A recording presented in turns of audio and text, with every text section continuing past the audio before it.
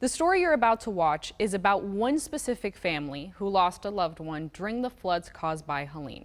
However, the News 5 team and I want to acknowledge the 5 other Impact Plastics employees who lost their life and pay our respect to their family.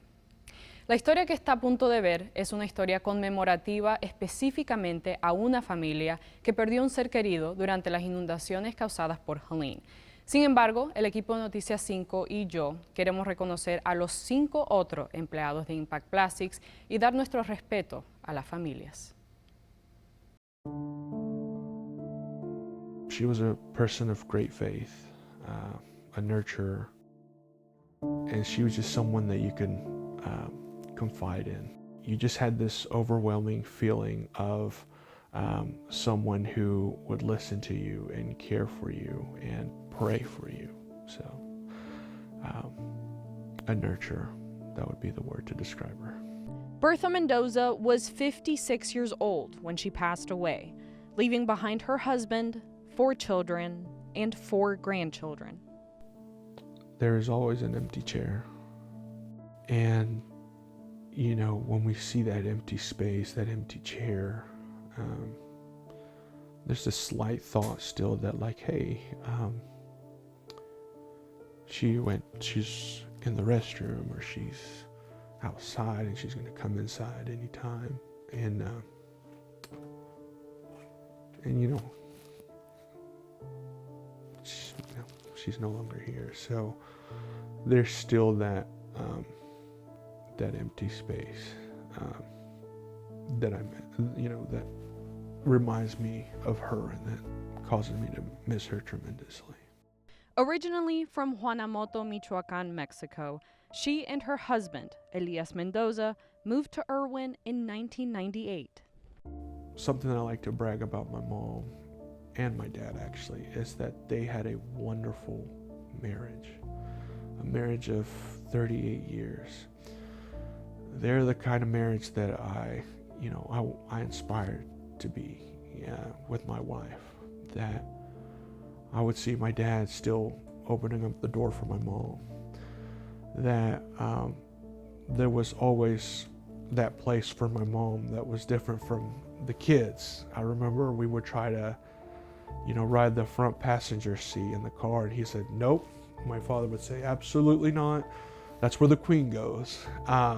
So we were never allowed to sit in the queen's seat. One of Bertha's many ways to show love was with her cooking, specifically cakes and tamales. One of her favorite things was to get the whole family around the table and, have a good time, share stories, celebrate.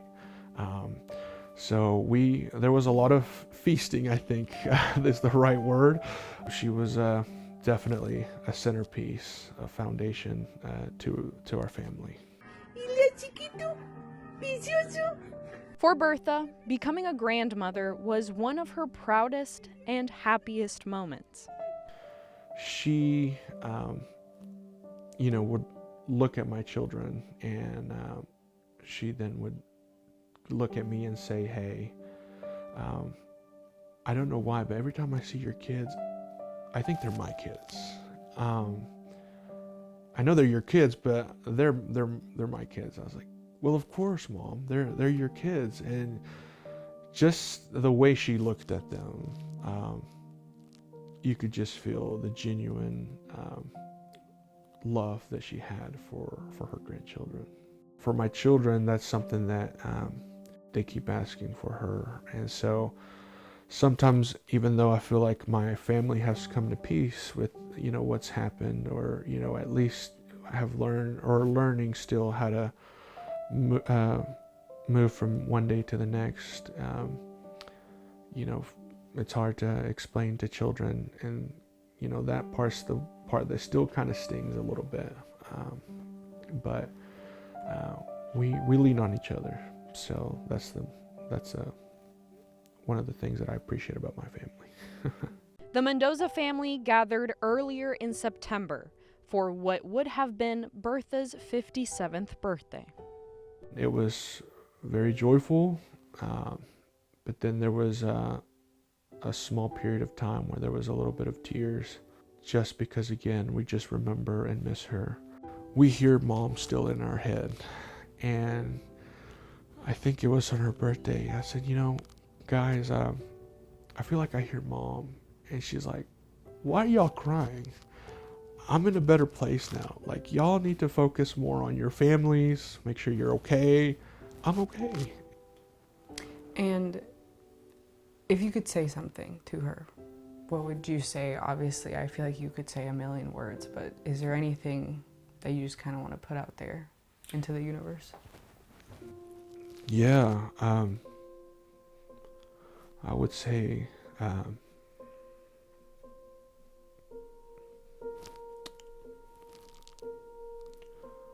I would just say thank you. And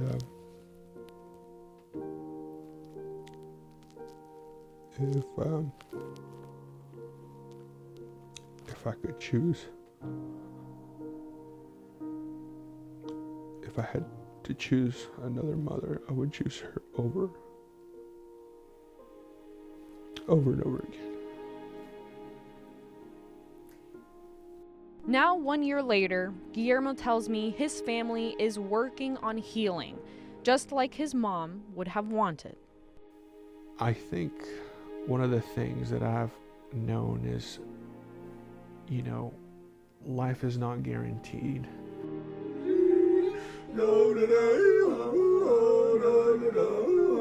Guillermo says his family will never be the same, but the unconditional love Bertha gave will always stay with them until it's time for them to meet again.